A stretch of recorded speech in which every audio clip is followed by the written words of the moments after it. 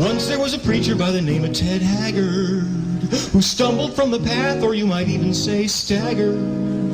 He was 1 in a million, or more aptly 1 in 10. Some folks say he put the men in amen. He preached the gospel message of intolerance and self-loathing, and traveled on his wayward way betraying his betrothing. He was the soul of piety and no one doubted him, until he hired a gigolo and used a pseudonym. So he humbly went to counseling, and then 3 weeks later he's born again. Because Ted Haggard is completely heterosexual. Ted Haggard is completely heterosexual. Hello everybody, welcome to the Atheist Experience. We are live. It is Sunday, June 1st, 2008. That was Ted Haggard is completely heterosexual. So we'll go ahead and get to him right now. Is it Chris? I wanted to ask y'all about was the thing with Hulk Hogan and his kid in jail. If you've heard, Hulk Hogan's son was drunk driving, racing. He's one of those kids that soups the cars up and race them. And like street racing? Yeah, and his friend was in the car with him, and he wrecked the car, and the kid's bedridden for the rest of his life. He was like an Iraq War veteran and all this stuff.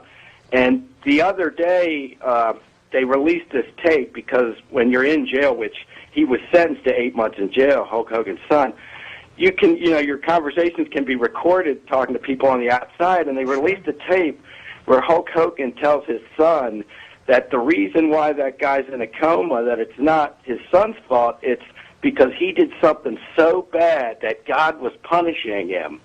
Like, totally, I don't know, I just find it like a parallel to a lot of people, including a lot of people who run things in this country, like in our society, of no accountability, no responsibility, because it's always God, There was a show on about 6 months ago. It was a guy talking about how, abortion's wrong, God will punish you, and then later on he said that, you're going to die when you die because it's God's will, and you can't do anything about it.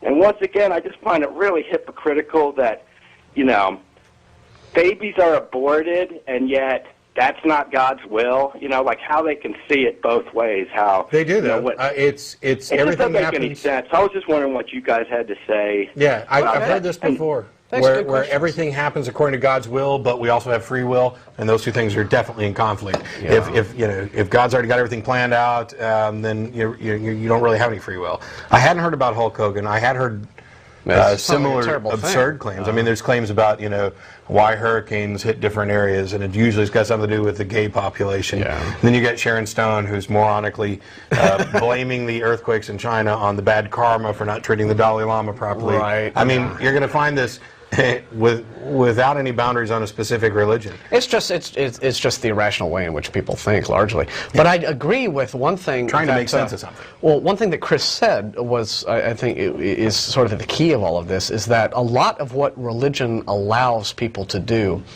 is skirt around any kind of sense of personal responsibility. And this usually, when things go your way, to a lot of religious people, when things go your way, it's because, God is, smiling upon you or doing whatever, or are you really, if something really special happens in your life or something, it's, God has blessed you. If something hasn't, if something very non-special, and in fact maybe perhaps entirely tragic has happened in your life, either it's God's will, or God's trying to give you a message, or God is trying to punish you for some sort of, it's a punishment or a indefinable test. sin. Yeah, and a lot of it simply has to do with just not really wanting to either take responsibility, especially when it's a case of something going wrong. Yeah. God's trying to tell you something when perhaps the real reason is you screwed up, or you just a lot of people don't really want to take that responsibility. And I think that a lot of what religion allows believers to think is, it not only gives believers an excuse, a handy sort of divine excuse to avoid responsibility when responsibility is uncomfortable, but it also gives them, I think, an excuse to justify and validate things that they have already decided based upon their own map of the world, their own way that they've constructed what they think is right and wrong, some sort of divine validation. So, for example, if you're a Christian and you are a homophobe, well, you'll be able to find some sort of, you'll be able to say that it's because it's against God, and God disdains this sort of thing, and He hates it, and so that justifies me being homophobic. On the other hand, if you are the sort of Christian whose attitude about God is, well, no, God is love, and He loves everyone. Inclusive, then you will be against the homophobic conservative Christians, and you will say to yourself, well, it's because God really isn't like that. No, God loves everyone, so God agrees with me, not you.